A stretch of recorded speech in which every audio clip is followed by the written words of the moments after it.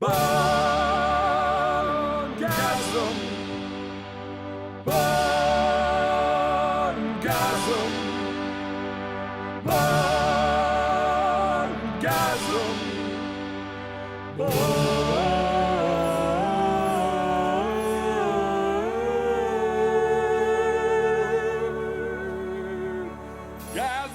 Sure. Thank you. September 11th, or you just dressing up for our fans? America. Fans? Fans of what? The videos, the board game reviews we've been doing. You've been showing those to people? Yeah, that was the whole point. We make them and then we put them online and people enjoy them. That was kind of the idea. I thought we were just making videos to watch later. You've been posting these online? How many people have seen them? I don't know, a few? How much is a few? 1,000? Oh, shit.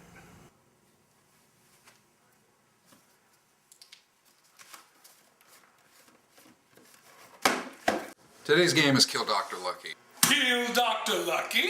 The point of Kill Dr. Lucky Kill Dr. Lucky? is exactly what its name says. You're attempting to kill Dr. Lucky. Kill Arstgluk. Kind of the inverted version of Clue, I guess you could say. The game is pretty simple. You start off with a hand of cards dealt out to you. Everyone starts off in the foyer. Dr. Lucky is dealt to a random room depending on the card that comes up first. Everyone starts off with a hand. The kind of cards you can have could be move cards. Move 1, move 2, move 3. You can play cards on your turn to allow yourself to move extra spaces. Everyone, in addition to any card you might play, gets one free move every turn. There are cards that allow you to move yourself or Dr. Lucky to a certain room, so like the Winter Garden. Move yourself or Dr. Lucky, not both, to the Winter Garden. We all know everybody has a winter garden. Everyone has a Winter Garden. And a foyer. And I can't tell you how many times I've sat around the old foyer with a good friend. And our own wine cellar. Oh, yeah, of course. That's where I keep my 78 Chateau Pinois. Now, turn order goes clockwise unless Dr. Lucky happens to step into a room that someone's in. That person automatically goes next. There's a lot of strategy in actually shifting Dr. Lucky in a way that you know he'll wind up in a room you're in or in a room of someone you say you want to go next, like maybe the person to the right of you. You can't get Dr. Lucky to you, but you can get them to the person to the right of you. So they'll go next, and then turn order will continue from that person, meaning you'd go next. Now, if anyone's looking at you when you try and murder Dr. Lucky, then you can't actually attempt to murder him. Kill Dr. Lucky. How line of sight goes in this whole game is if someone can look through a doorway or multiple doorways straight or up, down, left, right, then technically they can see you, even if, say, like their piece isn't on a specific spot. Well, hello, Lucky. It's just you and me, at last. Do you like the feel of cold steel against your wrinkly white old skin? Sorry, Jerry, I can see you. You can't try and murder him. No, you can't. Sorry, good buddy. I mean, that's just the rules of the game. I mean, even though you're like 2 rooms away from me, I can still technically see you, so, sorry. You suck. Now, once you get Dr. Lucky into a room that no one else can see you in, you then want to try to murder the old bastard. Matera, Dr. Suerte. You have murder cards. They have values printed on them that represent the strength of that particular type of weapon. So rat poison has a value of 2. Piece of rope has a value of 2. The killing joke has a value of 3. Is that a joke that kills? I believe it is. What? I think it's Is it a joke so bad that you... I think it's a Monty Python reference, a joke that's so funny it kills you. Some murder cards are special, so like the piece of rope only has a value of 2, however, if you're in the gallery, specifically with Dr. Lucky, well, it's worth a value of 8 then. Or rat poison, which has a value of 2 unless you're in the greenhouse. Then it has a value of 5. Depending on the value, everyone who is not trying to murder Dr. Lucky at that point then has cards called failure cards. These are designed to stop you from actually being the first to murder him. Kill Dr. Lucky! In Russian. So they range in value from failure 1 to failure 2 to failure 3. Everyone in turn order lays down a certain amount of cards. You need to get the exact amount of the murder value or over. Once you do that, it's considered a success. Dr. Lucky's not killed, and those cards are discarded from the game. Eventually, you'll run out of cards, so the game does have a built-in time limit. Say you try to murder Dr. Lucky. Kill Dr. Lucky! And you're unsuccessful, well then there are things called spite tokens. Every time you try to murder Dr. Lucky and we all stop you, you get a spite token. That'll add a +1 to any time you try to kill him down the road. There's no limit, so you could get 9 spite tokens, and well, now for certain you're going to have an automatic attack of 9. Say you corner Dr. Lucky in a room and you don't have any weapons. Well, supposedly, according to the game, you're trying to kill him by poking his eyeballs out. That's always worth a value of 1 plus any spite tokens you have. The first person to successfully get him into a room that no one else can see you in and murder him means you've killed the old bastard. Убить врача повезло. And you win. Let's start off with a small component breakdown of these characters. They're delightful. First, we start with Dr. Lucky. He looks like the normal pretentious man you'd see who bids on art and would like your opinion on capital gains tax, but only if you're a Republican. And throughout the game, we have a series of rather interesting characters. The women are all right here. There's only 3 of them, so they're easy. You've got the hot maid, which is pretty much a direct ripoff of Clue. She's kind of busty. She's very cute. She has a broom instead of a duster. That's the only biggest difference here. You have Mrs. Scarlet. I mean, this woman with a vial of poison who looks like Audrey Hepburn. And I like this old woman. Why is she here? She just seems to be, she's carrying, I think that's a gavel. Like she's a judge, but she's dressed like a frumpy housewife. And as for the men, you get a wide variety. You get this gentlemanly fellow who has a mustache that is glorious. And he's carrying a knife and wearing a James Bond suit. He's Colonel Gentleman, if you will. We have this disturbing military man with a rope. He's got a couple days stubble, if you'll notice, and then finally the Safari Man. I love the look on the Safari Man's face, and he's got a gun, of course, naturally, and a belt that is far too big for him. And he seems to be like a midget. I can't really tell, but he's rather short in the stockings. And finally, the fat chef, who is waiting to bash you over the head with a frying pan, because that's what chefs do. They only kill things with eating utensils. We could take a minute to appreciate this game board in general. Dr. Lucky seems to live in a mansion that exists outside of time and space. I haven't lived in too many mansions. I will be honest about that. I mean, I rent a room in California. But Dr. Lucky has some rooms I've never even heard of. One, I've never heard of what's a Tennessee room? What is it? People from Tennessee, can you tell me? Is there like chili everywhere and joyous rolling hills and good old-fashioned country music? The lilac room, it's a very beautiful shade of lilac, I guess. Why does Dr. Lucky, a single alone man in his 70s, have a lilac room? I don't know. He's got his typical armory, which is something every rich person has, a giant collection of weapons located somewhere around your house in an armory, which seems to be guarded by either a knight in a suit of armor or that's decorative. He has a nursery because a man in his 70s needs to take care of his illegitimate children, and the nursery is good for that. The drawing room, which is completely empty. I love the hedge maze, part of every rich, evil, diabolical man's plan, a hedge maze. The winter garden, which I guess is opposed to the non-existent summer garden, just for winter. His servant quarters, I love that, and they look crappy. They look like Dr. Lucky was a slave owner. They're a house built off his property, like he doesn't want his servants anywhere around.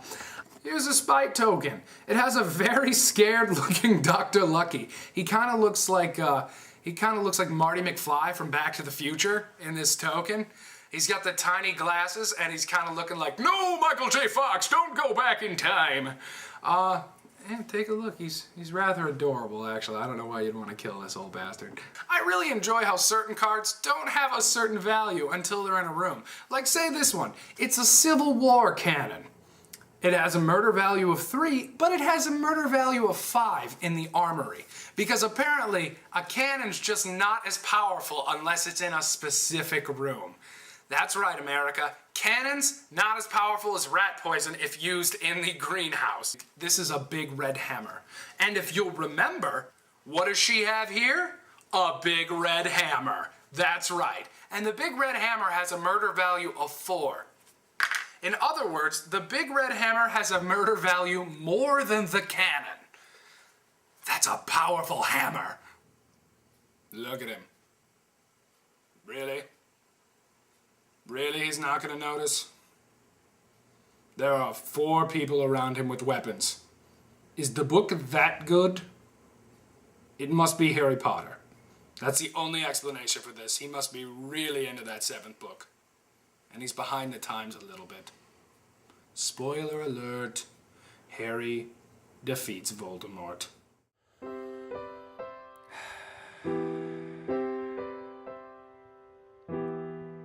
I know what you're saying to yourself. I want to kill Dr. Lucky. But I don't know how. I don't know where to begin. You can stab him with a knife. You can kill him with a song. As long as he's dead, there's no right way or wrong. The old bastard played his hand, and now it's time he die. You're gonna beat him with a wrench and poke out his eye. Kill Dr. Lucky, he's dead. I hate that old man.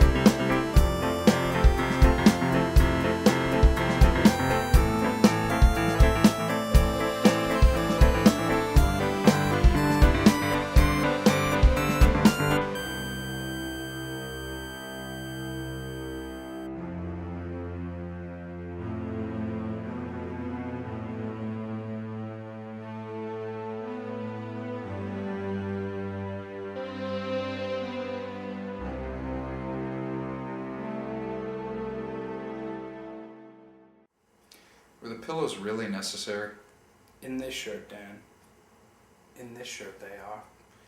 Alrighty. Well, kill Dr. Lucky. It's quick, it's simple, it provides an amount of tension and an amount of dickery that aren't seen in many other games, especially for ones that can be played this quickly. I love the game. I think it's fantastic. I pull it out with new people, old people who I'm used to playing board games with, and it's one of those rare games that's done in like 40 minutes, but yet feels awesome and provides a level of tension you don't get in many other games. So I give it a 9 out of 10. Feels awesome. It feels awesome. I'm gonna give, I don't like this game. Kill Dr. Lucky. And we're not just doing this, so we're giving conflicting Siskel and Ebert style No, he opinions really here. doesn't like the game. I don't like this game. But with that in mind, I will still try and fairly review it. I understand why it was created. I understand that it was originally designed as a play-along game with pieces and parts that you already had. So I understand the origins of the game, and then they came along about it and turned it into Kill Dr. Lucky. But at the same instance, it's Clue in reverse. I loved Clue growing up, and I still love Clue. But essentially, this game is just Clue with a few more elements. I mean, they didn't even really change the design of the board. And that's what drives me nuts. The pieces are just lazy in their creation. They're like, who's that? Mrs. White? All right, now she's Mrs. Black. But she'll still wear everything the same. And that, to me, is just a little lazy in the design. I mean, Clue's been around for a very long time. Kill Dr. Lucky is fun to play. But at the same time, I both enjoy it while I'm bored. I'm having fun and bored simultaneously. It's like watching a Michael Moore documentary. I'm enjoying it, but I'm bored. So for that, I'm gonna go ahead and give Dr. Lucky I'm gonna give it a 5 out of 10. I'm gonna say there are some good parts and that it can be fun with the right people, but for the most part, it is not a game I'm like, let's play Kill Dr. Lucky. It's usually the game I veto. If we're actually in the if we're in the round robin, I veto it. 5 out of 10? 5 out of 10. 5 out of 10 for Jerry, 9 out of 10 for me. Which averages it to a 6 out of 10. Out of 10, yeah. No, it's actually I'm 7 out of 10. Don't get on our case about our averages. We wouldn't be making board games reviews if we were good at math. Alrighty. Good night, America. Good night, America. And remember, vote Republican. No, I'm just kidding. Please don't vote Republican. I can't pronounce the Russian translation of this.